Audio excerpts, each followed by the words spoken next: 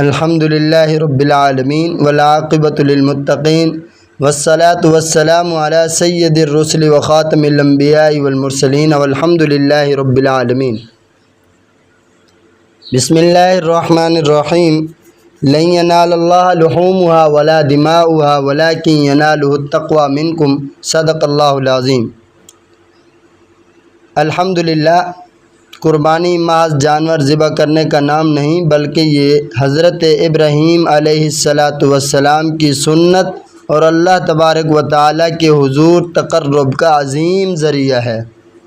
لیکن افسوس، آج اکثر لوگ اس عبادت کی نیت، طریقہ اور مقصد سے لا علم ہیں۔ اسی لیے آج ہم بات کریں گے کہ قربانی گھر میں کس کے نام سے ہونی چاہیے۔ اللہ تبارک و تعالیٰ سورۃ الحج کے اندر ارشاد فرماتے ہیں، لن ینال اللہ لحومها ولا دماؤها ولکن ینالہ التقوی منکم۔ اللہ تبارک و تعالیٰ کو تمہارا گوشت یا خون نہیں پہنچتا، بلکہ تمہارا تقوی پہنچتا ہے۔ یعنی مقصد اللہ تبارک و تعالیٰ کی رضا اور نیت کا خلوص ہے، نہ کہ رسم و رواج۔ حدیث شریف کی روشنی میں حضرت عائشہ رضی اللہ تعالی عنہا فرماتی ہیں کہ نبی کریم صلی اللہ علیہ وسلم اپنی اور اپنے اہل خانہ کی طرف سے قربانی کیا کرتے تھے۔ فقہی اصول کیا ہیں قربانی کے متعلق؟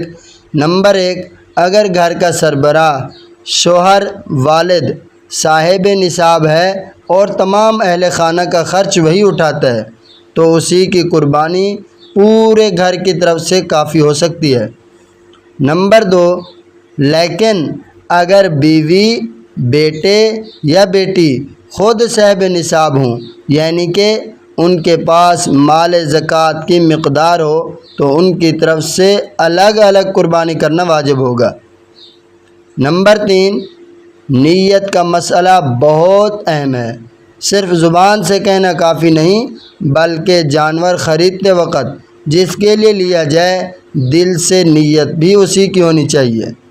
نمبر 4، اگر مشترکہ قربانی گائے اونٹ ہو تو ہر حصہ دار کی نیت خالصتاً قربانی کی ہونی چاہیے، نہ کہ گوشت یا کاروبار کی نیت۔ عوامی غلطی کیا ہے؟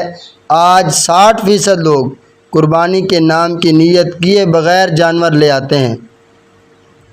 بعض مرد اپنی بیوی، ماں یا مرحوم والدین کے نام سے قربانی کا اعلان کرتے ہیں، مگر نیت یا رقم اپنی ہوتی ہے۔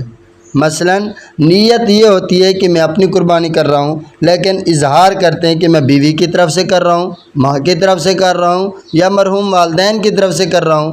رقم اپنی دیتے ہیں، دل میں نیت بھی یہی ہوتی ہے کہ یہ میں اپنی کر رہا ہوں۔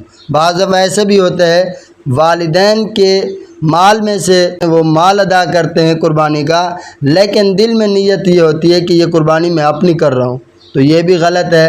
اگر ان کے مال سے مال نہیں دیتا بلکہ اپنے مال سے مال دیتا ہے، مال پیسہ اپنا ہوتا ہے، نیت دل میں اپنی ہوتی ہے، لیکن اظہار کرتا ہے کہ میں اپنی بیوی کی طرف سے کر رہا ہوں، اپنی ماں کی طرف سے کر رہا ہوں یا اپنے مرحوم والدین کی طرف سے کر رہا ہوں، تو یہ بھی غلط ہے۔ جس کی نیت ہو اسی کا اظہار کرنا چاہیے، بلکہ ایسا نہ ہو کہ اظہار کسی اور کا کیا جائے اور نیت کچھ اور ہو۔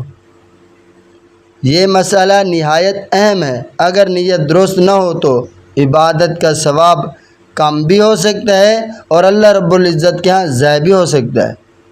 علماء دیوبند کا موقف کیا ہے؟ دارالعلوم دیوبند اور دیگر مستند مدارس کی کتب میں واضح ہے کہ جس کے مال سے جانور خریدا جائے اور جس کی نیت ہو، قربانی اسی کی شمار ہوگی۔ یہ فتویٰ دارالعلوم دیوبند کا فتاوی ہے، فتاوی دارالعلوم، اسی کے اندر لکھا ہے، جلد نمبر 6 اور صفحہ نمبر 243۔ اگر گھر والے نابالغ یا غیر صاحب نصاب ہیں تو گھر کے سربراہ کی قربانی کافی ہوگی۔